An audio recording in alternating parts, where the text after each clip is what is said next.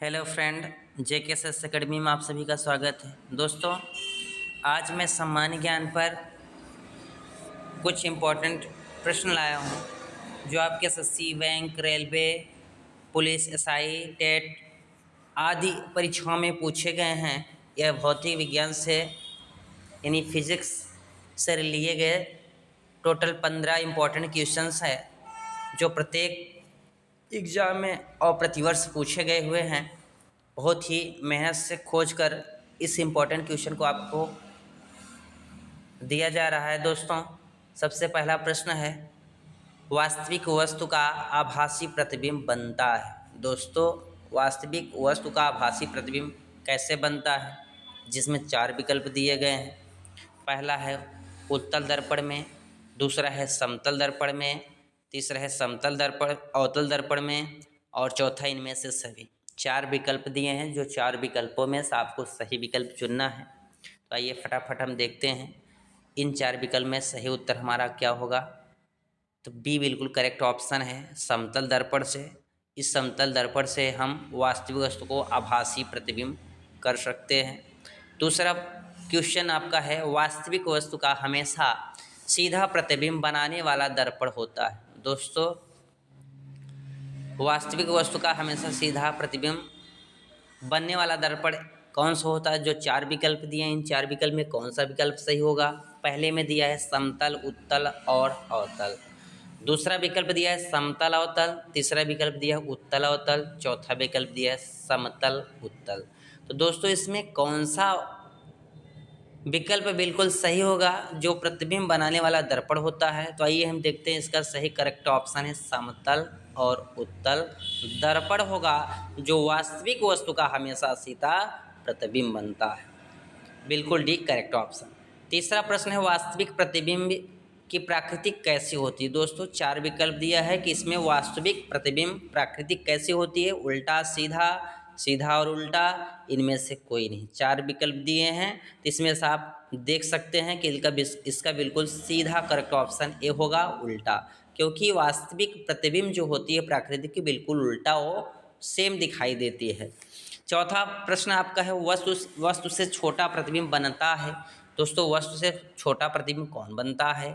उत्तल दर्पण बनता है, अवतल दर्पण बनता है, समतल दर्पण बनता है, उत्तल दर्पण और अवतल दर्पण। ये जो 4 विकल्प दिए हैं दोस्तों, इन 4 विकल्प में बिल्कुल सही करेक्ट जवाब कौन सा होगा? जो वस्तु से छोटा प्रतिबिंब बनाता है। कौन सा बनाता है? उत्तल दर्पण और अवतल दर्पण। ये कोई भी वस्तु हो, उस वस्तु को बिल्कुल छोटा प्रतिबिंब, छोटी परछाई की तरह वह प्रतिबिंब बना लेता है। कौन? उत्तल और अवतल दर्पण। 5वां नंबर बिल्कुल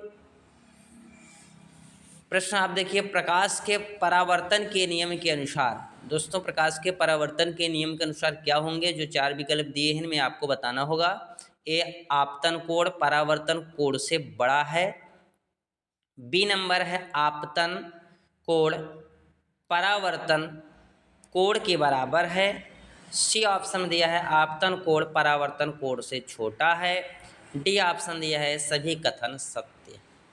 अब आप फटाफट जवाब दीजिए कि प्रकाश के जो परावर्तन के नियम के अनुसार होता है, वह आपतन कोण परावर्तन कोण के बराबर होता है। दोस्तों, इसमें बी बिल्कुल करेक्ट है, सही जवाब है। 6 नंबर में आ जाइए, समतल दर्पण द्वारा बना प्रतिबिंब सदा होता है। दोस्तों, समतल दर्पण से जो प्रतिबिंब बना होता है कैसा होता है? आपके पास 4 विकल्प हैं। पहला है आभासी और उल्टा, दूसरा है वास्तविक और सीधा, तीसरा है सीधा और आभासी, चौथा है वास्तविक। इसमें आइए देखिए कौन सा बिल्कुल करेक्ट ऑप्शन है। सी बिल्कुल करेक्ट ऑप्शन है, सीधा और आभासी। 7वां नंबर प्रश्न है, आँख में प्रवेश करने वाले प्रकाश की मात्रा को नियंत्रित करता है। दोस्तों, इसमें 4 विकल्प दिए गए हैं। 4 विकल्प में कह रहा है कि आँख में प्रवेश करने वाले प्रकाश, जो आँख में प्रवेश करती हैं, वह प्रकाश की मात्रा को नियंत्रित क्या करता है? पहला ऑप्शन दिया है पारतारिका, दूसरा दिया है पुतली, तीसरा दिया है लेंस, चौथा दिया है पक्षाम्बी पेशियाँ। दोस्तों, इन 4 विकल्पों में बिल्कुल सही ऑप्शन होगा परितारिका होती है, जो आँख में प्रवेश करने वाली प्रकाश यानी रोशनी की मात्रा को नियंत्रित कर लेती है। जिसे हम पत्र परितारिका कहते हैं। बिल्कुल एक करेक्ट सही जवाब होगा। 8वां नंबर प्रश्न है, सूर्योदय और सूर्यास्त के समय सूर्य का गोल दिखता है। दोस्तों आप देखते होंगे कि सूर्योदय जब सूर्य निकलता है और सूर्य जब अस्त होता है, दोनों के समय सूर्य का गोल दिखता, यानी गोल दिखाई देना क्या है? पहला गोलाकार, 20 घनाकार, सी अंडाकार, डी चपटा।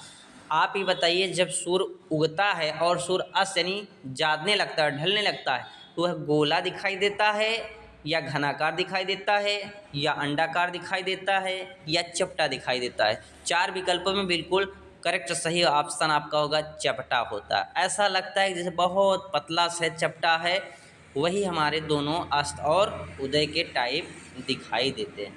तो इसमें डी बिल्कुल करेक्ट सही जवाब होगा चपटा। 9 नंबर प्रश्न है, यदि दर्पण में बना प्रतिबिंब हमेशा सीधा आकार में वस्तु के बराबर है तो दर्पण कैसा होगा? यानी प्रतिबिंब है वो आकार दोनों वस्तु के बराबर अगर दिखाई देता है तो वह अवतल होगा, बी उत्तल होगा, सी समतल होगा, डी इनमें से कोई नहीं होगा। तो इसमें दोस्तों आप जवाब दीजिए कौन सा हो सकता है? तो आइए हम देखते हैं 9 नंबर के प्रश्न का सही जवाब समतल होता है। यदि दर्पण में बना प्रतिबिंब हमेशा सीधा होता है तो आकार में वस्तु का भी बराबर दर्पण समतल दिखाई देता है।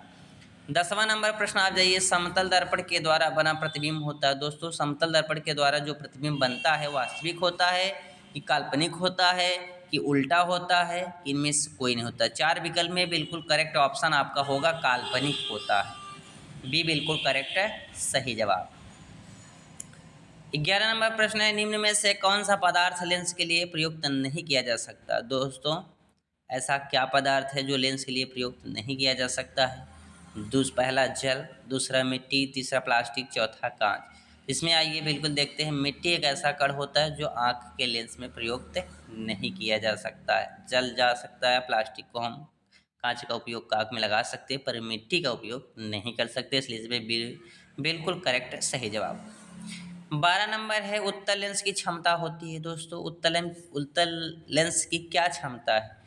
पहला ऋणात्मक, दूसरा धनात्मक, तीसरा शून्य, चौथा अन्य। इनमें से आप बता सकते हैं कि उत्तल लेंस की क्षमता क्या होती है? बिल्कुल धनात्मक होती है दोस्तों। अगर ऋणात्मक होगी तो आपकी आँख के लेंस के लिए प्रॉब्लम हो सकती है, बी बिल्कुल करेक्ट सही जवाब। 13 नंबर है, लेंस की क्षमता का एसआई मात्रक क्या होता है? दोस्तों लेंस की क्षमता के एसआई मात्रक, पहला मीटर, दूसरा मीटर स्क्वायर, तीसरा है डायोप्टर, चौथा है अन्य। इनमें से कौन सा बिल्कुल सही जवाब बता सकते हैं आप? इनमें बिल्कुल डायोप्टर होता है लेंस की एसआई मात्रक, जो सी बिल्कुल करेक्ट सही जवाब होगा।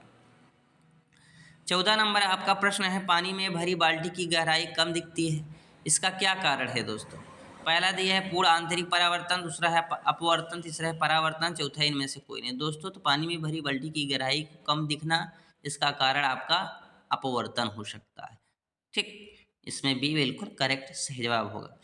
15 नंबर प्रश्न है, पानी में डाली हुई छड़ी टेढ़ी दिखती है, इसका कारण परावर्तन, अपवर्तन, परावर्तन और अपवर्तन, चौथा नंबर है इनमें से कोई नहीं। दोस्तों आप पानी में डाली हुई छोटी टेढ़ी दिखती है, जब पानी में कोई भी वस्तु डालते हैं तो टेढ़ा क्यों हो जाता है, इसका क्या कारण होता है? इसमें आप देख सकते हैं कि ये अपवर्तन का कारण होता है। जब भी कोई वस्तु हम डालते हैं सीधा तो हमेशा एक कोण के अनुसार तिरछी रेखा में विक्षेपित हो जाती है, जो हमेशा तिरछी दिखाई देती है। तो यह आपका इम्पोर्टेंट टोटल 15 क्वेश्चन है दोस्तों, यह प्रत्येक एग्जामों में पूछे गए हैं। यदि यह आपका वीडियो अच्छा लगा हो तो इसे शेयर, लाइक, ज़रूर सब्सक्राइब करें। धन्यवाद।